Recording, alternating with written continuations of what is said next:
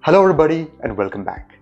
In the previous video, we learned how to create models in Django and saw how they define the structure of our database tables.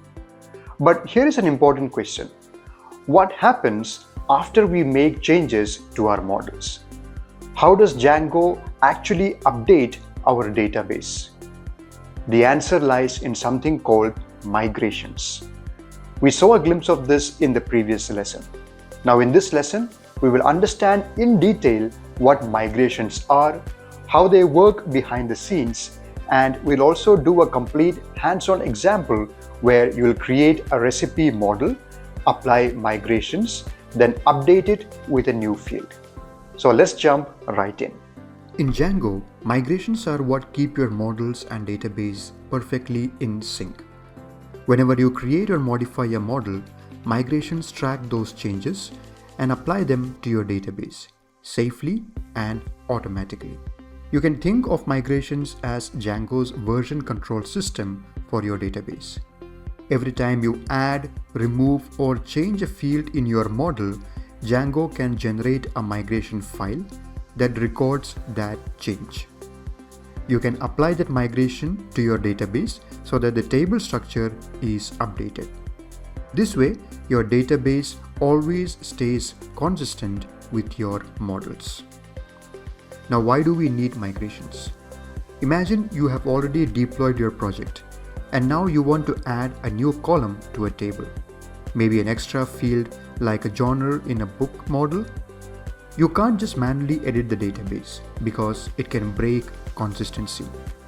Instead, Django's migration system lets you safely update your database schema while keeping all the existing data intact. Now here are the two key commands that you would use. You will mostly work with these two commands. First one is python manage.py make migrations. This tells Django, look at my models and record any changes. It creates a migration file inside your app's migrations folder. The second one is python manage.py migrate. This command actually runs those migrations and updates your database tables accordingly. Now let's look at the migration workflow. You define or edit your models in models.py file. Then run make migrations. So Django creates a new migration file describing your changes. Finally, run migrate and Django updates the actual database to match your models. Now let's look at the folder structure. When you first run migrations, Django creates a migrations folder inside your app. So here we have a book app and you can see there is a migrations folder. The folder will have a special file called 0001 initial.py. That's the first migration file Django generates when it creates your table for the first time. Now after the model changes, let's see how the folder structure looks like. So later if you make a change in your model, like adding a new field, then Django will create a new migration file like this 002 add genre.py. This is an example. Now this way, each migration file represents one step in your database's evolution, just like commits in Git. Alright, so let's do a complete working example on the CodeChef platform. Let's head over to the CodeChef platform and create a model called recipe, apply migrations, then modify it and migrate again. This will help you see the full migration lifecycle in action. Okay, so here I am on the CodeChef platform, and if you look at the file explorer here, we have a project called recipe_project and we have an app called recipe_app. And then we have the models.py file which belongs to the recipe_app, and that is a file that is open here on the editor. And you can see here initially we have a migrations file, and then as I showed you, we have a file called 0001 initial.py. Now let us take a close look at this models.py. Now in this models.py file, as you can see, we have a recipe model and it has these fields. So we have name, which is a character field whose max length is 200, and then we have cuisine, which is also a character field with max length 100, and we have a cooking time which is an integer field. So this is the model that we currently have. So let me just make the migrations here and show you how it works. So here on the terminal, you have to first navigate to the project folder. So here I have already navigated to it, cd recipe project, and here let me type python manage.py make migrations. Now it says here no changes detected because this is a worked out example. Already this model has been created and this has already been migrated in this example. So if you create it for the first time, you would see an output something like this, where it will say create model recipe, where the model gets created actually in the database. So here it is already created, and then we can see that is why we have this 0001 initial.py file.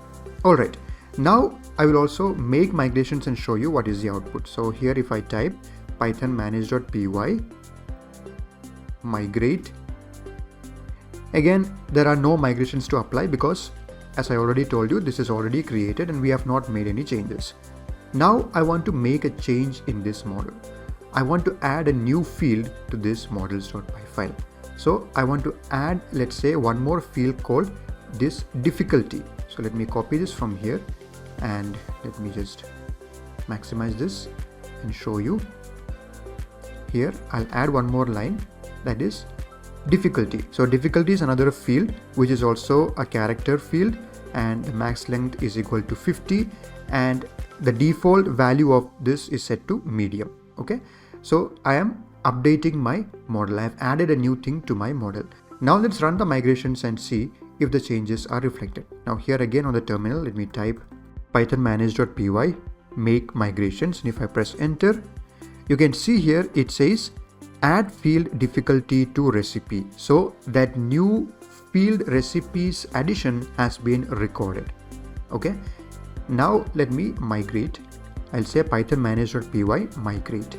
Now it says here no migrations to apply. That is because, as I told you, this example was already run before. That is why it says no migrations to apply. But when you are doing it for the first time, you would see that it would say the migrations has been applied successfully. Now if you look at the file explorer here, and if I just refresh this, you can see a new migrations file has been created, 0002 recipe difficulties. So this is a record where the new field difficulty has been added to our model.